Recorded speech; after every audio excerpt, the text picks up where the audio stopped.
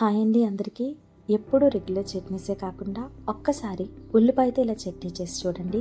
గారెలు దోశల్లోకి perfect combination.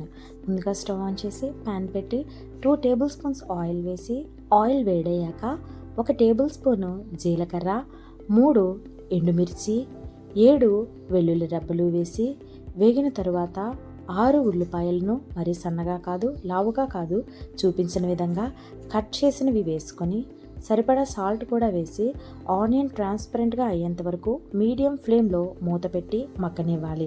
అందులోనే చిన్న చింతపండు, 1 టమోటో కూడా వేసి మూత పెట్టి ఆనియన్స్ ఆరెంజ్ కలర్లో వచ్చేంత వరకు మధ్య మధ్యలో కలుపుతూ ఫ్రై అవనివ్వాలి. ఎక్కువ ఫ్రై చేస్తే అడుగంటిపోయి మాడువాసన వస్తుంది. ఆనియన్స్ ఫ్రై అయ్యాక చల్లారనిచ్చి మిక్సీ జార్లో వేసి కొంచెం బరకగా మిక్సీ పట్టాలి. ఎటువంటి వాటర్ తాలింపు కూడా అవసరం లేదండి. ఇలానే సర్వ్ చేసుకో.